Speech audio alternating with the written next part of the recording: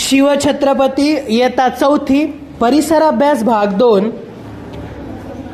पाठ 10 शर्तीने खिंड लढवली पान क्रमांक 37।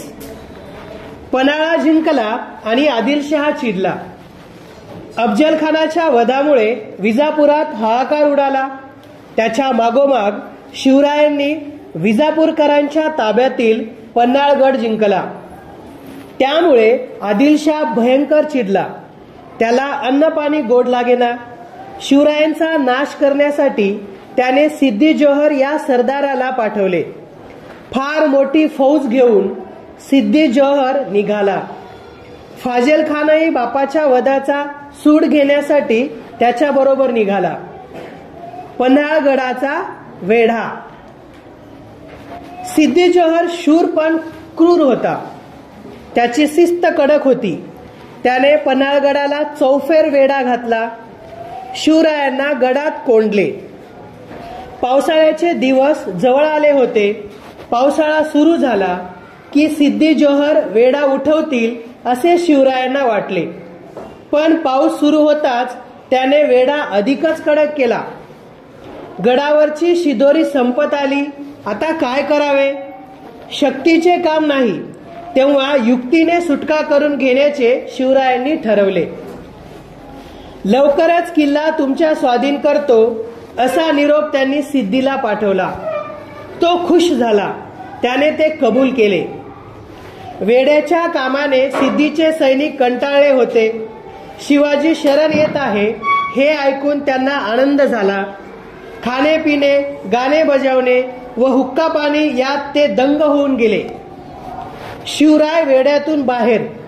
शिवरायांनी वेड्यातून निसटून जाण्यासाठी एक युक्ती योजली। त्यांनी 2 पालख्या सज्ज केल्या।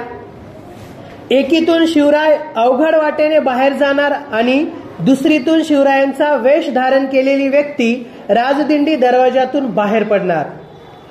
दुसरी पालखी शत्रूच्या सैन्याला सहज दिसणार असल्याने ती पकडली जाणार आणि शिवाजी राजाच पकडल्याचे समजून शत्रू जल्लोष करणार।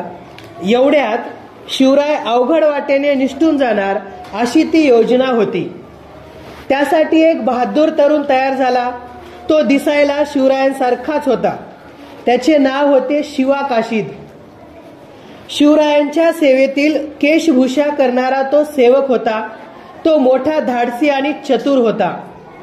ठरल्याप्रमाणे शिवाजी पालखी राजदिंडीच्या बाहेर पडली। रात्रीची वेळ होती। धो-धो पाऊस पडत होता। तरीही शत्रूचे काही सैनिक पहारा देत होते।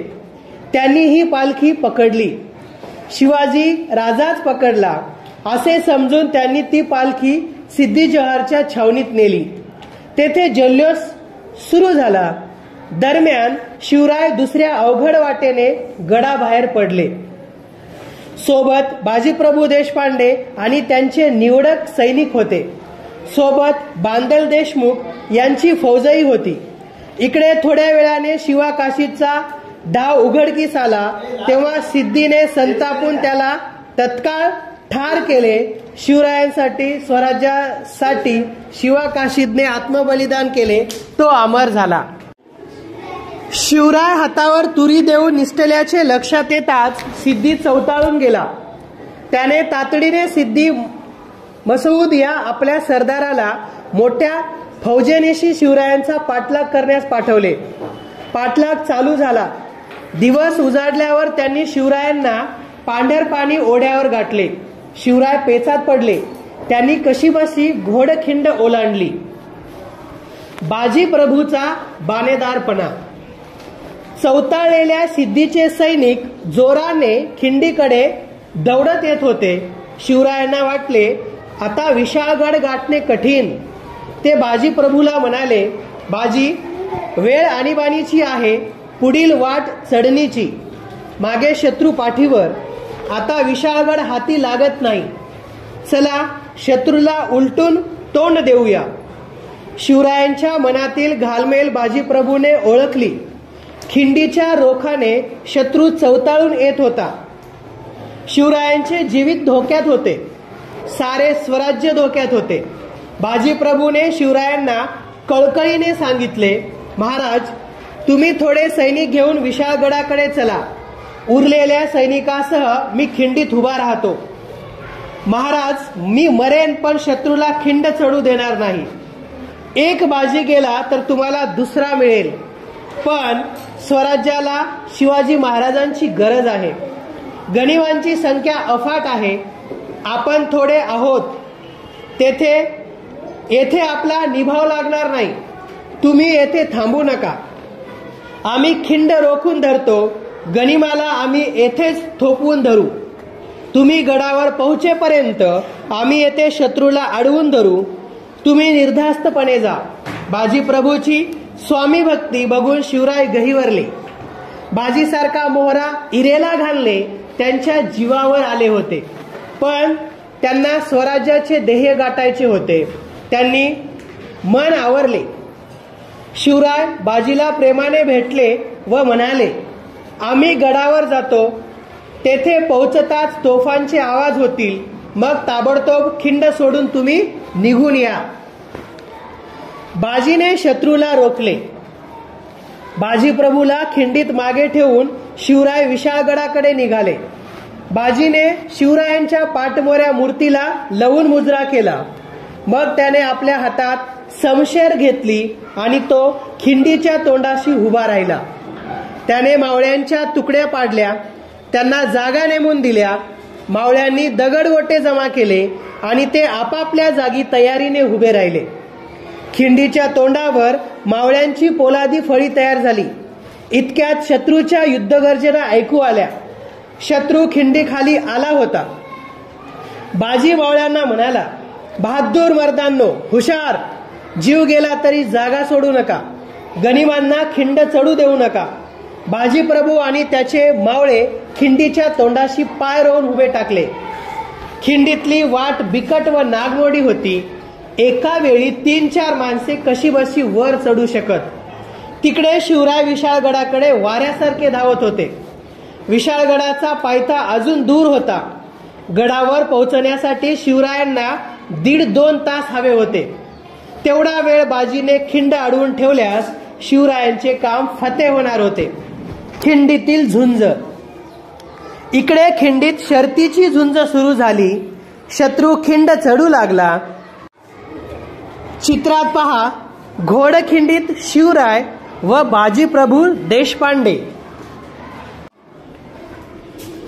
शत्रूची पहिली तुकडी खिंडीवर येऊन धडकली. मावळ्यांनी शत्रूवर दगडांचा वर्षाव सुरू केला. दगडधोंड्यांचा मारा करण्यात मावळे पटाईत. त्यांनी सराईतपणाने हाणामारी सुरू केली. शिवरायांच्या मावळ्यांनी कित्येक गनिमांना टिपले. कित्येकांची डोके फोडली. पहिली तुकडी नामोहरम झाली, मागे हटली. पुन्हा दुसरी तुकडी नेटाने खिंड चढू लागली. बाजीप्रभू ओरडला, हाना, मारा. मावळ्यांना स्फुरण चढले. हर हर महादेव अशी गर्जना करत ते शत्रूवर तुटून पडले. पुन्हा दगडांचा वर्षाव सुरू झाला. शत्रू धडाधड कोसळू लागला. बाजी बेहोश होऊन ओरडला, शाब्बास माझ्या पठ्ठ्यांनो, फेका आणखी दगड, ठेचा गनिमांना, होऊ द्या जोराचा मारा. शाब्बास, तुमची दुसऱ्या तुकडीचा निकाल लागला. तिकडे शिवराय विशाळगडाकडे घोडदौड करत होते. गडाचा पायथा जवळ येत होता. प्रत्येक क्षण महत्वाचा होता. विशाळगडाच्या पायथ्याशी शत्रूचा वेढा होता. शिवरायांनी आपल्या निवडक साथीदारांसह शत्रूच्या मोर्चावर हल्ला चढवला. शत्रूबरोबर झुंज देत शिवराय पुढे सरकले. ते आपल्या मावळ्यांसह शत्रूची कोंडी फोडून विशाळगडाच्या माथ्याकडे धाव घेत होते. बाजीचा पराक्रम. इकडे घोडखिंडीत शर्तीची झुंज अजून चालू होती. सिद्दी मसूद चिडला होता. त्याची तिसरी तुकडी खिंड चढू लागली. मराठ्यांनी शौर्याची शर्त केली. शत्रूने बाजीप्रभूवर हल्ला चढवला. बाजीला घेरले. बाजी त्वेषाने लढू लागला. त्याने पराक्रमाची शर्त केली. बाजीच्या अंगावर अनेक वार झाले. जागोजागी जखमा झाल्या. अंगातून रक्ताच्या धारा वाहू लागल्या. तरीही त्याने खिंडीचे तोंड सोडले नाही. त्याचा सारा देह रक्ताने न्हाऊन निघाला, पण तो मागे हटला नाही. त्याने मध्येच सोडून मावळ्यांना सूचना दिली. मावळ्यांनी शत्रूवर निकराचा मारा केला. शत्रू हटला. बाजीप्रभू घायल झाला होता, तरीही मावळ्यांना झुंज चालू ठेवण्यास तो बजावत होता. त्याचे सारे लक्ष तोफांच्या आवाजाकडे होते. ती पावनखिंड. एवढ्यात तोफेचा आवाज कडाडला. तोफांचे आवाज धारातीर्थी कोसळलेल्या बाजीच्या कानी पडले. महाराज गडावर पोहोचले. मी माझी चाकरी बजावली, आता मी सुखाने मरतो, असे म्हणून त्या स्वामी भक्त बाजीप्रभूने प्राण सोडला. ही वार्ता विशाळगडावर महाराजांना समजली. तेव्हा त्यांना मोठे दुःख झाले आणि ते म्हणाले, बाजीप्रभू देशपांडे स्वराज्यासाठी धारातीर्थी पडले. बांदलांच्या लोकांनी युद्धाची शर्त केली. बाजीप्रभू सारखे देशभक्त होते म्हणून स्वराज्याचे पाऊल पुढे पडले. त्या स्वामिनिष्ठांच्या रक्ताने घोडखिंड पावन झाली. पावनखिंड या नावानेच इतिहासात ती अमर झाली. धन्य ते वीर आणि धन्य धन्य तो बाजीप्रभू.